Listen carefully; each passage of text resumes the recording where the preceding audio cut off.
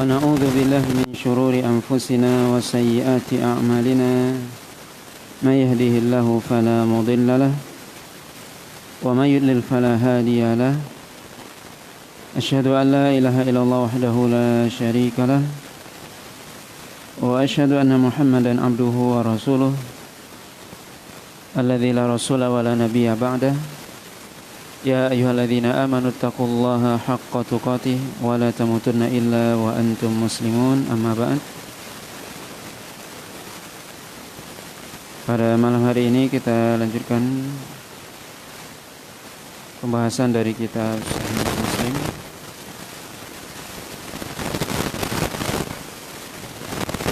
Masih dalam kitab Shalah, yaitu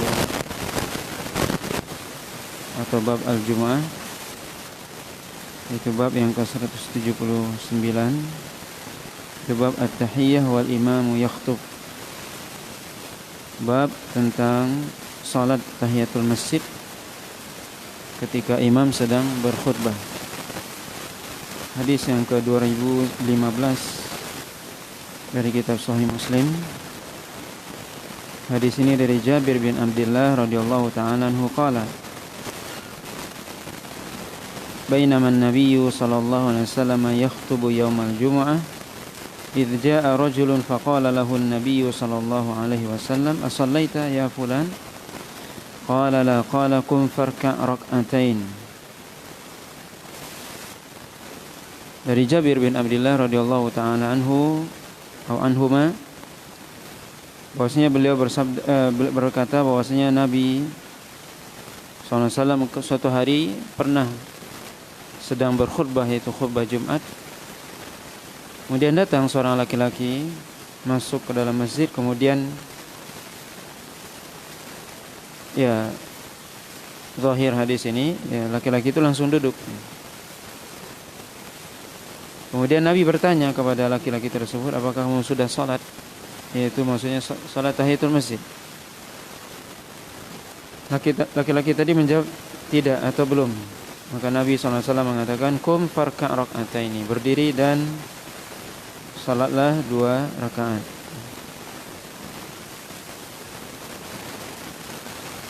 Di sini Imam Nawawi, Imam Muslim menyebutkan beberapa riwayatnya dari Jabir dengan riwayat yang hampir mirip, di mana Jabir menceritakan ketika Nabi SAW khutbah, yaitu khutbah Jumat, datang seorang sahabat, kemudian dia langsung duduk. Kemudian Nabi bertanya, apakah kamu sudah salat atau belum? Yaitu salat tahiyatul masjid maksudnya. Kemudian laki-laki tersebut, sahabat tersebut menjawab belum. Maka Nabi menyuruh dia untuk salat. Faedah dari hadis ini, pertama, disyariatkannya salat tahiyatul masjid,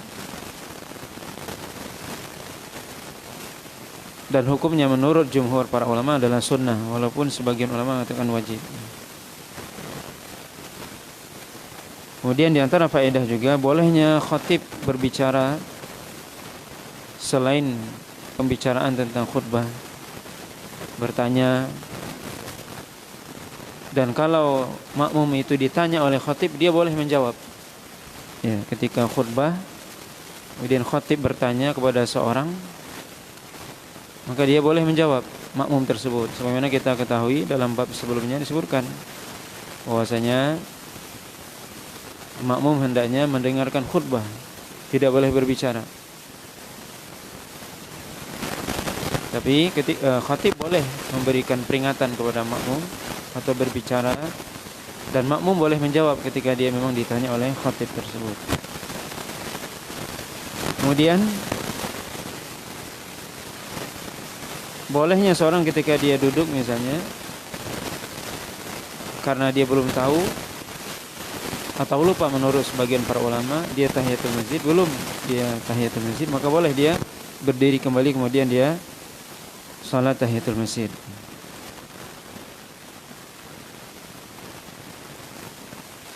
Dalam riwayat yang lain disebutkan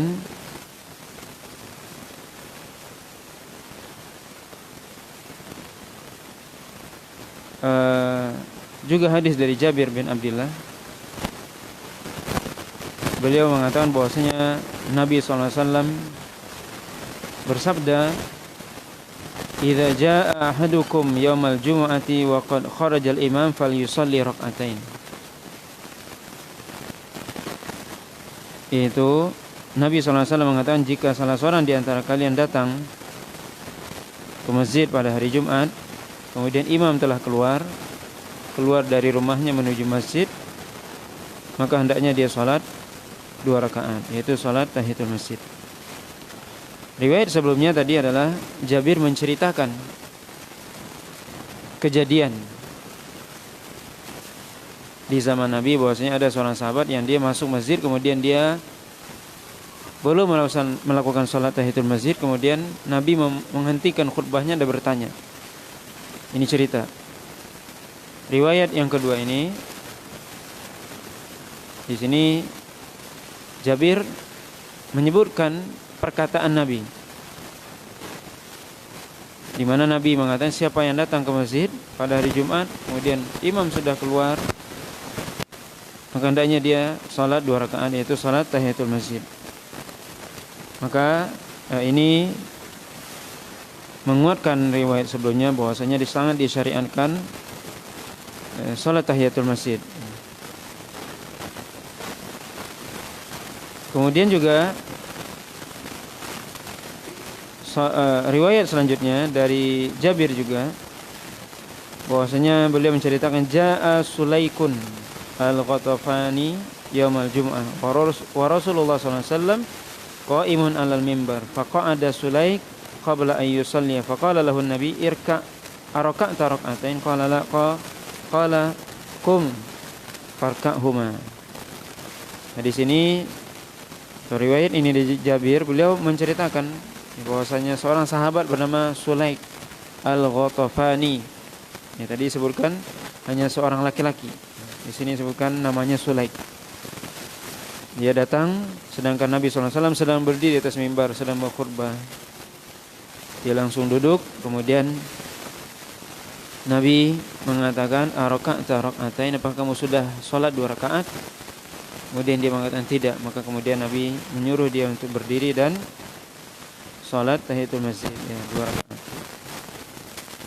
Dalam riwayat yang lain juga dari Jabir, semua riwayat ini tentang tahiyatul masjid dari Jabir bin Abdullah, bahwasanya Nabi SAW sedang berkhutbah, kemudian datang Sulaik, kemudian Nabi mengatakan, "Ya Sulaik, qum farka' rak'atain wa tajawwaz fihima." Tsumma qala, "Idza jaa ahadukum yaumal jum'ah wal imamu yakhthub falyarka' rak'ataini wal yatajawwaz fihima." Yaitu di sini Jabir menjelaskan ya, bahwasanya Sulaik datang pada hari Jumat, kemudian beliau duduk, kemudian Nabi SAW menyuruh dia untuk berdiri dan sholat 2 rakaat. Kemudian di sini ada tambahan, wa tajawwaz fihi, artinya sholatnya ringan, ya, sholatlah 2 rakaat tapi 2 rakaat yang ringan. Kemudian Nabi menambahkan dengan perkataan beliau, jika salah seorang di antara kalian datang ke masjid pada hari Jumat sedangkan imam sedang khutbah, hendaknya dia sholat 2 rakaat, tetapi hendaknya dia meringankan sholat tersebut atau meringankan 2 rakaat tersebut. Maka ini riwayat ini semuanya dari Jabir bin Abdullah, tapi riwayat yang terakhir ada tambahan atau mengumpulkan riwayat sebelumnya yang menunjukkan bahwasanya salat tahiyatul masjid disyariatkan ketika seorang untuk masuk ke dalam masjid, ya. Dan ini tidak hanya khusus pada hari Jumat, yaitu secara umum ketika seorang masuk ke dalam masjid maka dianjurkan dia untuk salat 2 rakaat sebelum dia duduk. Dan ini adab masuk masjid, ya. Berbeda dengan kita masuk ke dalam rumah dan sebagainya. Maka adab masuk ke dalam masjid adalah salat 2 rakaat sebelum duduk. Kemudian ya di sini disebutkan disyariatkannya salat 2 rakaat tersebut walaupun imam sedang khutbah atau khatib sedang berkhutbah. Padahal mendengarkan khutbah hukumnya wajib. Maka tetap disyariatkan. Ya, ini menunjukkan bahwasanya dianjurkan, sangat dianjurkan ketika kita masuk masjid untuk salat tahiyatul masjid. Ya, sedang berkhutbah saja kita tetap disyariatkan untuk tahiyatul masjid. Ini menunjukkan bahwasanya ya salat tahiyatul masjid sangat dianjurkan. Bahkan sebagian mengatakan wajib, ya, walaupun jumhur para ulama tidak. Ya. Sunnah, ya, sunnah muakkadah. Kemudian juga hendaknya ketika salat tahiyatul masjid, ketika sedang berkhutbah, khatibnya sedang berkhutbah, hendaknya salatnya diringankan. Dia tidak baca panjang, tapi diringankan. Ya, ini hendaknya yang dilakukan, ya. Karena mendengarkan khutbah hukumnya wajib, ya. Maka hendaknya seorang ketika masuk ke dalam masjid hendaknya dia segera, ya, salat tahiyatul masjid bagaimanapun keadaan imam. Dan mungkin ini juga perlu kita perhatikan. Ada sebagian orang ketika masuk ke dalam masjid, ketika muadzin sedang azan dia berdiri menunggu, dan itu keliru. Mestinya apa? Langsung salat. Karena menjawab azan hukumnya sunnah, tidak wajib. Hendaknya dia ketika masuk dalam masjid kemudian muadzin sedang azan, maka hendaknya dia salat tahiyatul masjid, tidak menunggu muadzin selesai azan. Kenapa? Karena menjawab azan hukumnya sunnah, sedangkan mendengarkan khutbah hukumnya wajib. Tentunya yang lebih didahulukan yang wajib, ya, bukan yang sunnah. Ini mungkin perlu, ya, diperhatikan sebagian jamaah atau kaum muslimin yang dia tidak serta-merta ketika masuk masjid hari Jumat, dia tidak serta-merta salat Jumat tapi nunggu azan. Nah, wallahu a'lam. Kemudian bab selanjutnya hadis ta'lim fil khutbah. Hadis pengajaran atau mengajar atau memberitahu ketika sedang khutbah. Hadis ini dari Abu Rifa'ah, beliau mengatakan radhiyallahu ta'ala anhu, intahaitu ila Nabi sallallahu alaihi wasallam wa huwa yakhutub. Qala faqultu ya Rasulullah, rajulun gharibun jaa yas'alu an dinihi la yadri ma dinuhu. Qala fa aqbala alayya Rasulullah sallallahu alaihi wasallam wa taraka khutbatahu hatta intaha ilayya. Fa utiya bi kursi wa hasibtuhu qawaimahu hadidan. Qala faqa'ada an-nabiy sallallahu alaihi wasallam wa ja'ala yu'allimuni mimma 'allamahu Allah. Thumma ata khutbatahu fa atamma akhiraha. Itu dari Abi Rifa'ah radhiyallahu ta'ala anhu, beliau mengatakan saya datang kepada Nabi sallallahu alaihi wasallam ketika itu sedang berkhutbah. Kemudian aku berkata kepada Rasulullah SAW, ada seorang laki-laki yang dia masih baru, maksudnya baru masuk Islam. Dia bertanya tentang agamanya, dia tidak tahu tentang agamanya. Kemudian segera Rasulullah SAW menuju diriku, katanya, dan meninggalkan khutbahnya. Kemudian didatangkan kepada beliau kursi yang aku mengira bahwasanya kaki kursi tersebut, ya, kaki kursi itu terbuat dari besi. Kemudian Nabi SAW duduk di atasnya. Kemudian mulai beliau mengajarkan kepadaku apa yang Allah sampaikan atau ajarkan kepadanya. Kemudian setelah itu beliau menyempurnakan khutbahnya. Di sini disebutkan oleh para ulama, di sini di riwayat ini jelas, ya, bahwasanya Nabi SAW ketika berkhutbah, walaupun di sini apakah itu khutbah Jumat atau tidak, di sini berbeda pendapat para ulama.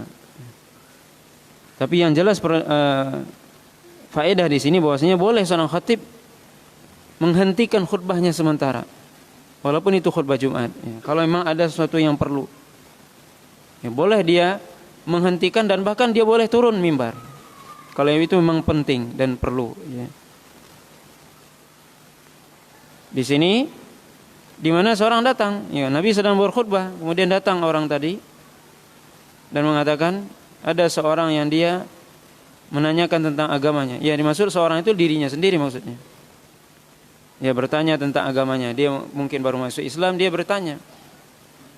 Maka Nabi SAW ketika itu saking, ya ini para ulama menjelaskan saking beliau semangatnya mendakwahi seseorang, bahwasanya ketika ada yang bertanya tentang Islam, beliau berhentikan khutbahnya. Karena ini orang baru masuk Islam dan ingin belajar Islam, maka beliau ajarkan hal yang berkaitan dengan akidah, yang berkaitan dengan tauhid. Maka ini para ulama menjelaskan, ya faedah dari hadis ini bolehnya khatib berhenti atau memotong khutbahnya kalau memang itu ada keperluan yang sangat penting. Termasuk di sini apa? Mengajar hal orang ini karena orang ini bertanya kepada Nabi SAW. Kemudian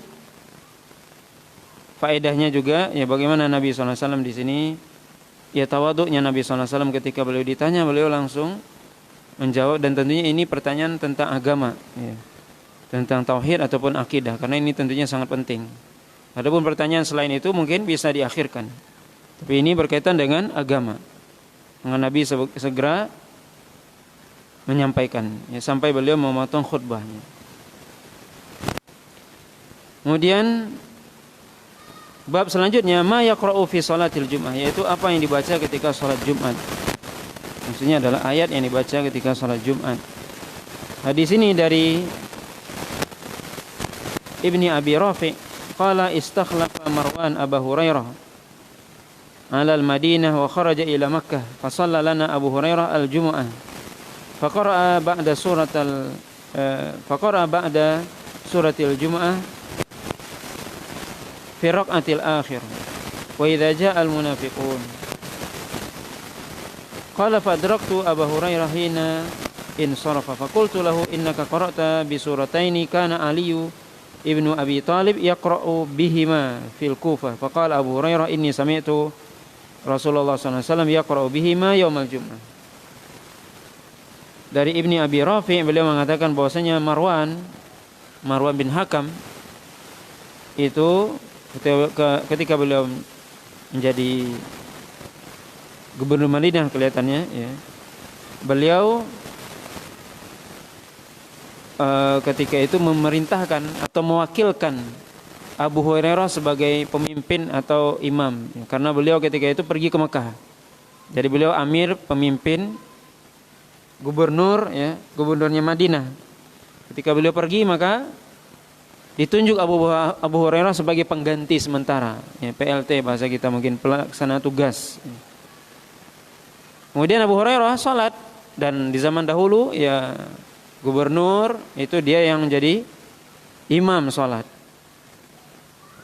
Maka Abu Hurairah salat Jumat, kemudian beliau membaca surah Jum'ah dan surah Al-Munafiqun di salat Jumat, ya. Surah Al-Jum'ah di rakaat yang pertama dan surah Al-Munafiqun rakaat yang kedua. Kemudian aku mendapati Abu Hurairah ketika selesai salat, kemudian aku mengatakan, sungguhnya engkau membaca dua surat yang Ali bin Abi Thalib juga membaca dua surat tersebut ketika beliau menjadi Amirul Mukminin di Kufah. Kemudian Abu Hurairah radhiyallahu ta'ala anhu mengatakan, sungguhnya aku mendengar Rasulullah SAW membaca dua surat tersebut pada hari Jumat. Maka hadis ini, hadis Ibnu Abi Rafi menunjukkan, memberikan faedah kepada kita bahwasanya disyariatkan ketika sholat Jumat, atau disunahkan ketika sholat Jumat, imam membaca di rakaat yang pertama surah Al-Jumu'ah, dan di rakaat yang kedua surah Al-Munafiqun.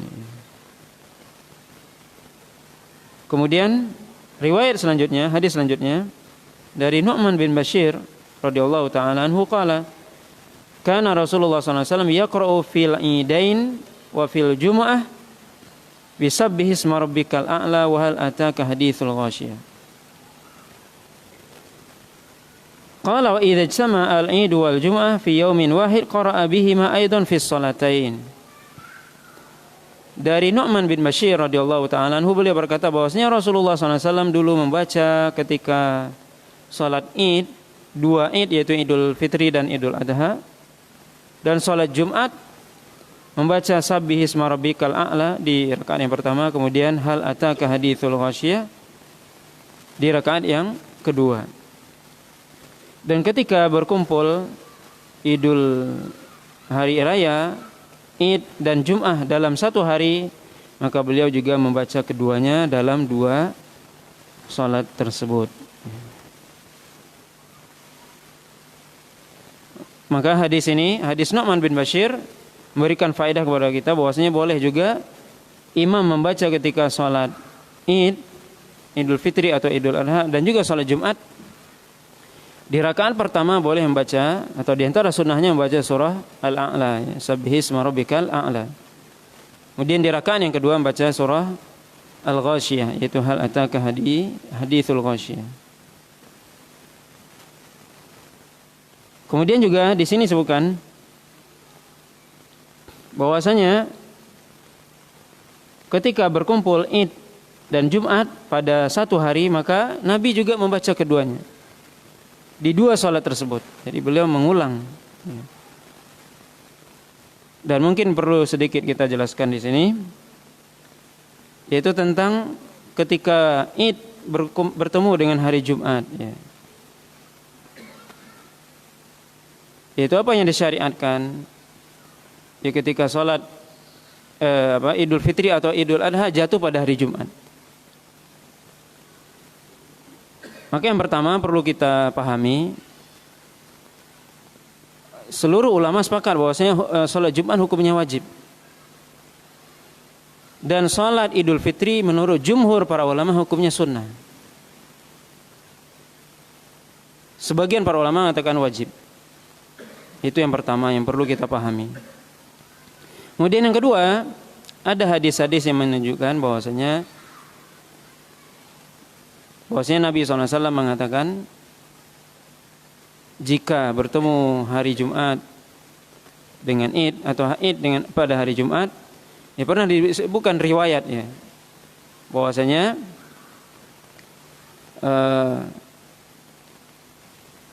ketika Nabi salat Id, kemudian dikatakan atau Nabi mengatakan bahwasanya siapa yang ingin salat Jumat bersama kami silahkan, dan siapa yang tidak dibolehkan. Di sini disebutkan, sebagian para ulama menyebutkan bahwasanya riwayat tersebut adalah perkataan dari para sahabat, atau hadisnya mauquf, tidak sampai kepada Rasulullah SAW. Tapi walaupun itu mauquf, ya, di sebagian riwayat disebutkan bahwasanya Nabi memberikan rukhsah tersebut kepada ahlul mawali atau orang-orang badiah, itu orang yang rumahnya jauh, atau kalau dulu di pegunungan, yang dia datang ke salat Id pada pagi harinya, kemudian dia menunggu salat Jumat itu lama. Kemudian kalau dia pulang balik lagi berat. Maka Nabi SAW memberikan rukhsah kepada mereka untuk tidak salat Jumat. Maka di sini perlu kita ketahui bahwasanya tidak para ulama menjelaskan imam yang berada di masjid, ya, dia disyariatkan tetap melaksanakan salat Jumat. Dan itu yang paling utama. Salat Id tetap, salat Jumat tetap. Itu yang paling utama. Adapun orang yang tinggalnya jauh, Tapi kalau kita kayaknya rumahnya dekat dengan masjid semua. Itu orang-orang di pegunungan di zaman dahulu. Dia datang ke Madinah jauh dia. Sulit, ya. Dia menunggu Jumat lama. Ini udah selesai sholat Jumat, sholat Id nih. Nunggu sholat Jumat lama. Balik ke rumah, kemudian balik lagi ke Madinah, habis waktu. Berat. Maka Nabi SAW memberikan rukhsah untuk tidak hadir sholat Jumat. Tapi kalau mereka tidak hadir sholat Jumat, apa? Wajib sholat zuhur. Ya, bukan berarti tidak sholat zuhur. tapi tetap sholat zuhur. Adapun yang di masjid, imam sholat Jumat. Ya bukan mengganti sholat Jumat dengan sholat zuhur. Kalau kita di masjid, ya imam di masjid, pengurus masjid wajib tetap melaksanakan sholat Jumat. Karena Nabi mengatakan inna mujmi'un, kami tetap melaksanakan sholat Jumat. Dan perlu diingat tadi yang pertama, Jumat hukumnya wajib. Jumat hukumnya wajib. Sedangkan sholat Idul Fitri dan Idul Adha hukumnya sunnah. Menurut mayoritas para ulama. Ya, maka ini perlu ya dipahami dengan baik ya, sehingga enggak salah dalam pemahaman. Ya, sebagian orang tidak sholat Jumat dia. Rumahnya dekat dengan masjid. Dia sholat di rumah. Ini keliru, pemahaman keliru. Ini yang dapat rukhsah ini siapa? Orang yang rumahnya di tengah hutan sana. Orang Badui di zaman dahulu. Kalau kita rumahnya dekat sini, tetap sholat Jumat. Sholat Jumat wajib hukumnya. Yang lebih parah adalah dia enggak sholat. Nah, ini enggak perlu sholat lagi katanya. Enggak perlu sholat lagi. Ini salah. Memang tidak diberikan rukhsah, tapi tetap sholat zuhur. Ya ini yang perlu juga dipahami ya di sini. Nah, wallahu a'lam.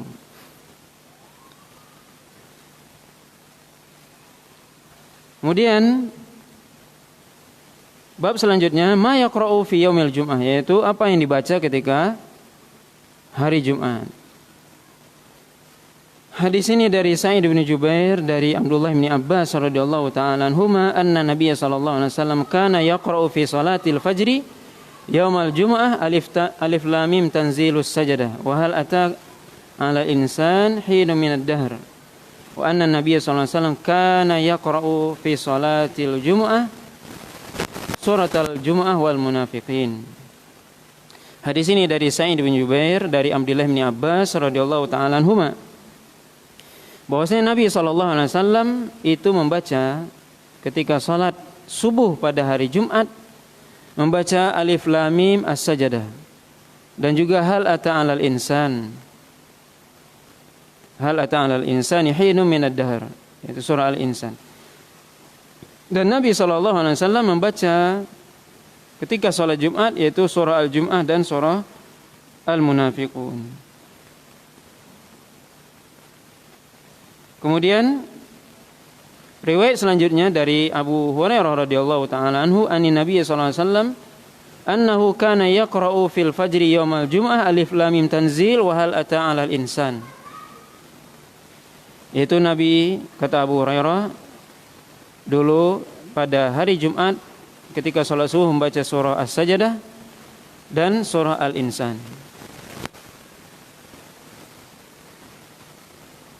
Maka hadis ini ya, hadis Abdullah bin Abbas dan juga hadis Abu Hurairah radhiyallahu taala anhuma menunjukkan disyariatkannya atau disunahkannya membaca ketika salat subuh di hari Jumat itu membaca surah As-Sajdah di rakaat yang pertama, kemudian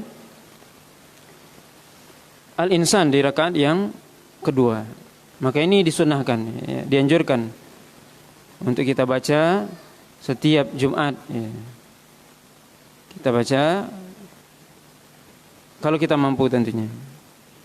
Kemudian hukumnya adalah sunnah ya. Dan sebagian ulama mengatakan boleh dia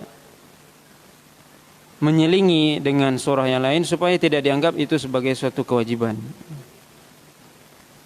Kemudian juga perlu dipahami di sini bahwasanya membaca surah Al-Insan, surah As-Sajdah dan Al-Insan ini, ya ini disunahkan dalam salat subuh setiap Jumat. Tapi tentunya yang perlu dipahami juga dalam pelaksanaannya tetap harus menjaga tumakninah. Ya, tidak tergesa-gesa dalam membaca dan dalam salatnya. Karena sebagian kita lihat demi mengejar yang sunnah yang wajib tinggal. Membaca surah As-Sajdah dan Al-Insan hukumnya sunnah, tapi tumakninah hukumnya wajib. Maka ini juga perlu dipahami dengan sebaik-baiknya. Kemudian juga membaca surah As-Sajdah dan Al-Insan ini bukanlah maksudnya untuk sujud sajadah, tapi maksudnya adalah membaca surah ini. Artinya boleh dibaca surah ini tapi enggak sujud boleh, karena sujud itu hukumnya sunnah.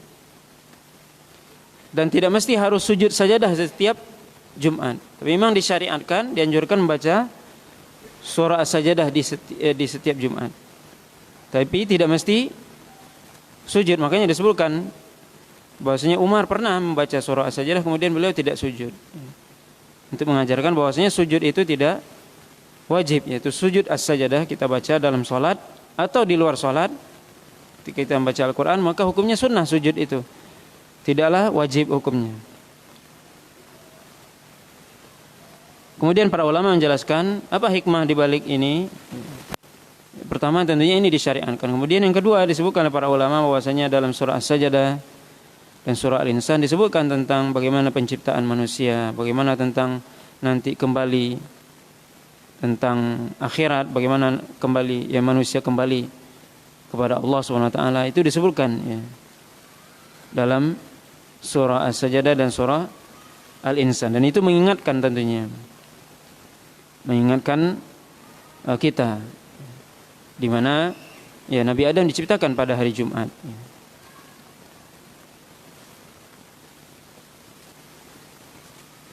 Kemudian riwayat selanjutnya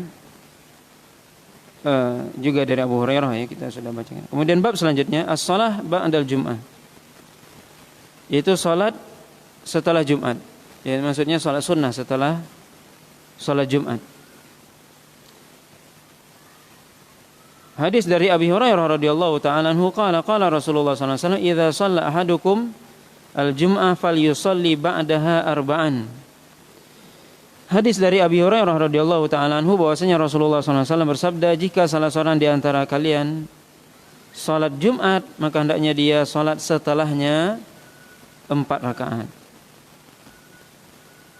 Maka ini hadis Abu Hurairah. Dalam riwayat yang lain Rasulullah SAW mengatakan idza shallaitum ba'dal jum'ah fasallu arba'an. Jika kalian salat setelah salat Jumat maka salatlah 4 rakaat.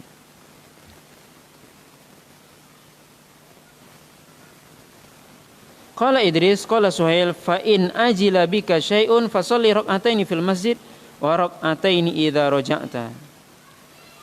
Perawi mengatakan bahwasanya Suhail mengatakan, jika engkau memiliki urusan atau anda tergesa-gesa maka salatlah 2 rakaat di masjid dan salatlah 2 rakaat di rumah. Kemudian riwayat selanjutnya juga dari Abu Hurairah radhiyallahu taala anhu, di mana Rasulullah SAW bersabda, man kana minkum musalliyan ba'dal jum'ah falyusalli arba'an. Yaitu Nabi SAW mengatakan, siapa di antara kalian yang salat setelah Jumat maka hendaknya dia salat 4 rakaat. Kemudian ini beberapa riwayat tadi disebutkan. Ini 3 riwayat dari Abu Hurairah radhiyallahu taala anhu yang menyebutkan apa? Bahwasanya Nabi SAW menganjurkan, ini perintah tapi perintahnya adalah sunnah, yaitu salat setelah salat Jumat itu 4 rakaat. Dengan jelas tadi dalam hadis Abu Hurairah Nabi menyuruh ya, atau merintahkan siapa yang ingin salat setelah salat Jumat maka dia hendaknya salat 4 rakaat. Kemudian ada dalam riwayat yang kedua tadi juga, dari riwayat Abu Hurairah, kalau anda tergesa maka salatlah 2 rakaat di masjid dan salatnya dan 2 rakaat lagi di rumah. Tapi di sini jelas bahwasanya salat ba'diyah Jumat itu 4 rakaat. Ini yang pertama, ini riwayat Abu Hurairah.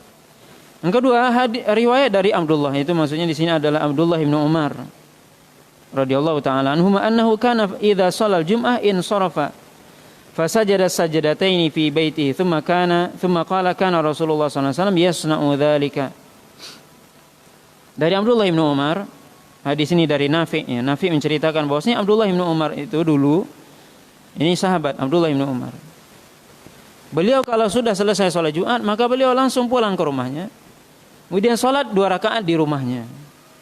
Kemudian beliau berkata, Abdullah bin Umar mengatakan, begitulah Rasulullah SAW melakukannya dahulu.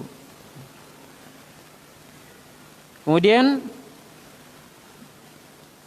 riwayat selanjutnya dibawakan oleh Imam Muslim juga dari Abdullah bin Umar, annahu wasafa tatawu'a salatin Nabi sallallahu alaihi wasallam qala, fa kana la yusalli ba'dal jum'ah hatta yansarif fa yusalli rak'ataini fi baitihi. Yaitu Abdullah bin Umar menceritakan tentang sifat salat Nabi, di mana beliau mengatakan Nabi SAW tidaklah selesai salat Jumat kecuali beliau segera pulang ke rumahnya. Kemudian beliau salat 2 rakaat di rumahnya. Ini kata siapa? Abdullah bin Umar. Juga dalam riwayat yang lain juga dari Abdullah bin Umar. Ya, di sini ada 3 riwayat, berarti sebutkan dari Abdullah bin Umar, dari Salim di sini, dari putra beliau Salim bin Abdullah bin Umar, dari bapaknya anna Nabi sallallahu alaihi wasallam kana yusalli ba'dal jum'ah rak'atain.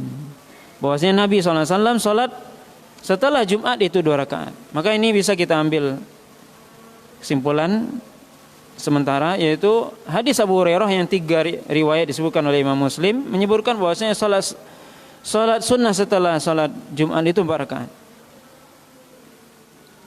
Ada pun riwayat Abdullah bin Umar juga 3 riwayat disebutkan oleh Imam Muslim menunjukkan bahwasanya salat sunnah setelah salat Jumat itu 2 rakaat di rumah.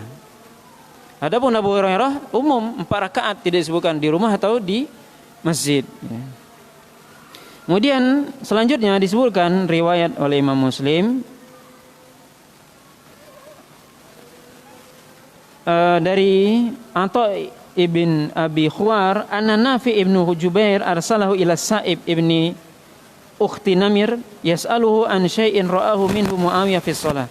Faqala na'am shallaitu ma'ahu al-jum'ah fil maqsurah falamma sallama al-imam qumtu fi maqami fasallaitu falamma dakhala arsala ilayya faqala la ta'ud lima fa'alta idza sallaita al-jum'ah fala tasilha bi salatin hatta takallama au takhruj fa inna Rasulullah sallallahu alaihi wasallam amarna bi dzalika alla tusal salatun bi salatin hatta natakallama au nakhruja. Ya, ini hadis ini sebenarnya tidak ada hubungan langsung dengan salat Jumat, walaupun di sini disebutkan lafaz salat Jumat, ya. Maka kita bisa ambil kesimpulan di sini bahwasanya hadis Abu Hurairah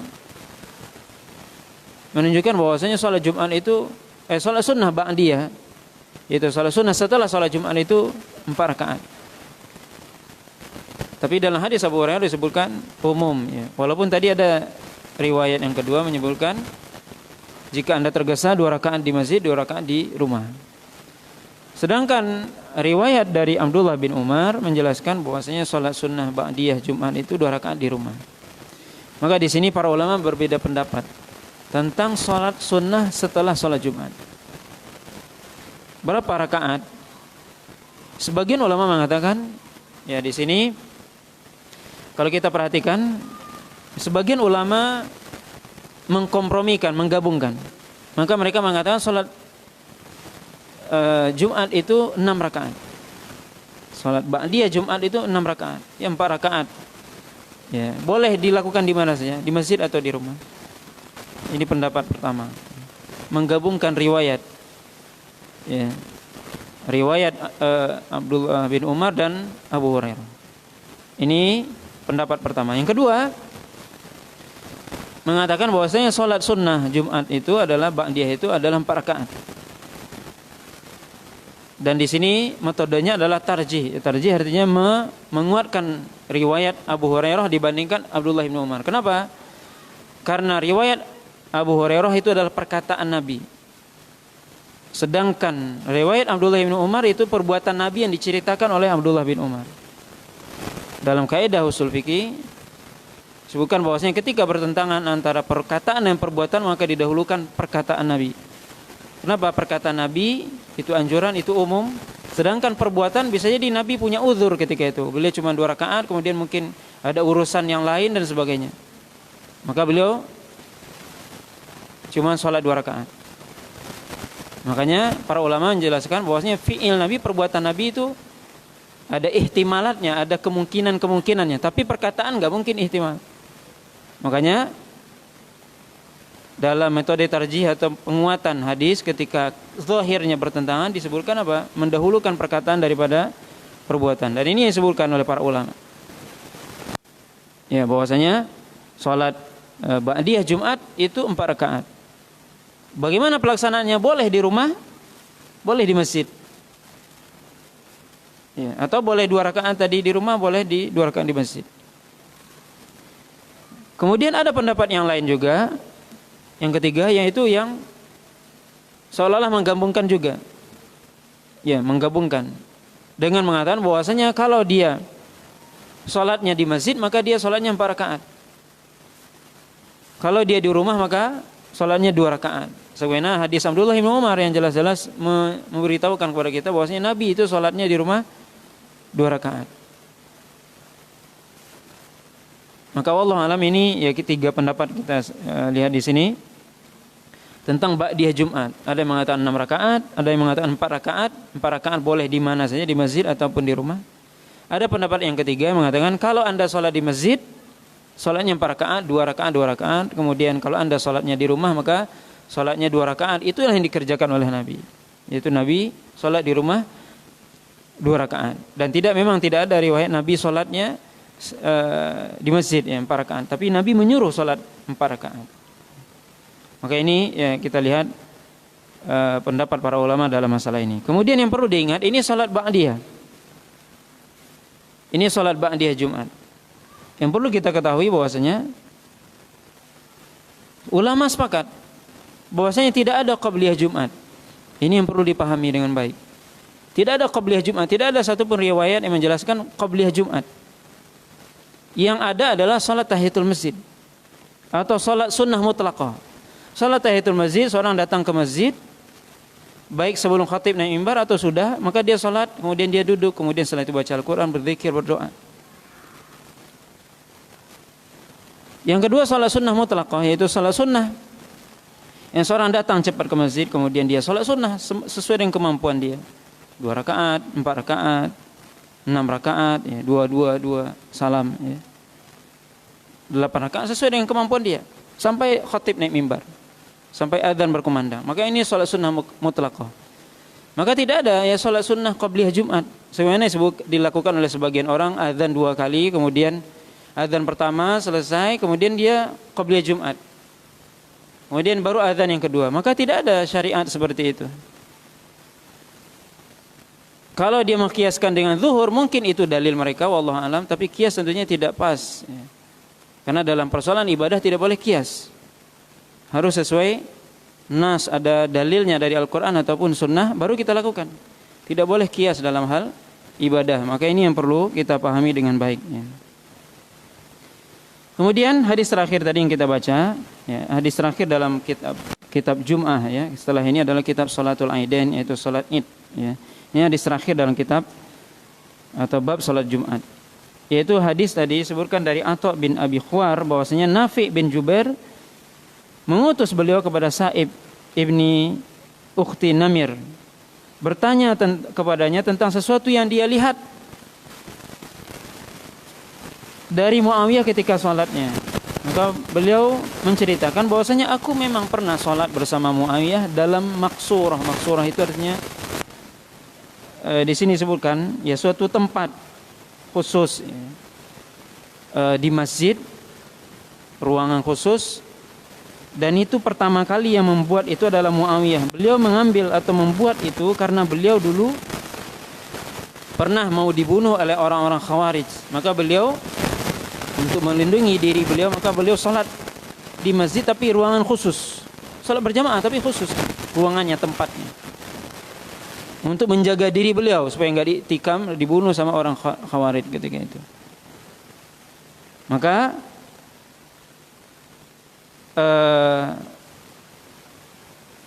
di sini disebutkan bahwasanya beliau menceritakan, aku memang pernah bersama Muawiyah salat di ruangan tersebut bersama Muawiyah. Kemudian ketika imam salam aku pun berdiri di tempat aku sholat, kemudian aku sholat. Kemudian setelah selesai kemudian setelah itu aku dikatakan kepadaku, beliau mengatakan kepadaku, yaitu la ta'ud lima fa'alta, jangan kamu ulangi lagi perbuatan itu. Yaitu apa dalam hadis ini, jika engkau sudah melakukan sholat Jumat, maka janganlah engkau janganlah engkau menyambung sholat dengan sholat sampai engkau berbicara atau keluar. Karena Rasulullah SAW menyuruh kita seperti itu, yaitu tidak menyambung sholat dengan sholat yang lain sampai berbicara atau keluar. Nah, di sini pertama faedahnya disebutkan ini adalah bahwasanya yang di sini disebutkan oleh para ulama, pelajaran yang paling penting dalam hal ini adalah ketika sholat, ya, kita selesai melaksanakan sholat fardu maksudnya, maka kita habis salam tidak langsung sholat sunnah. Itu yang dimaksud dengan menyambung sholat dengan sholat. Itu yang dilarang, ya. Tapi yang dianjurkan kita berzikir.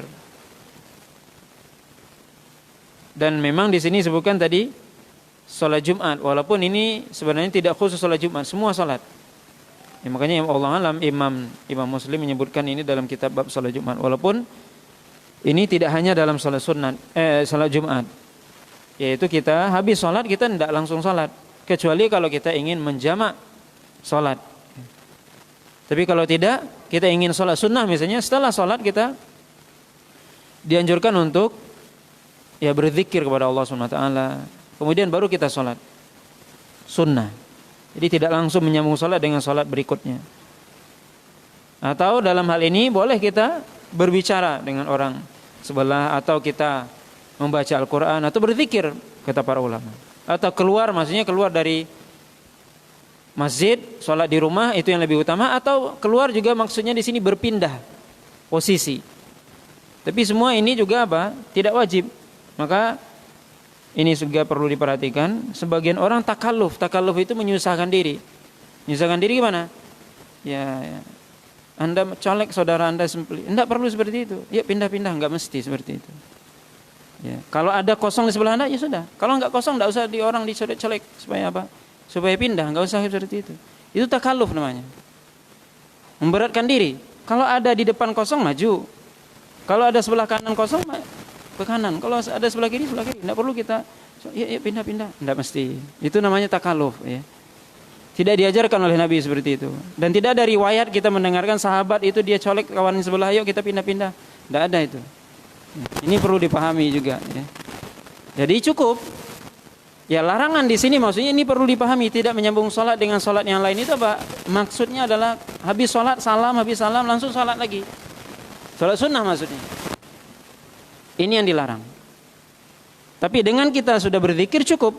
Itu juga sudah berbicara. Jadi ketika kita berzikir, ya, tidak mesti berbicara itu maksudnya kita berbicara ngobrol dengan orang sebelah baru kita sholat, tidak.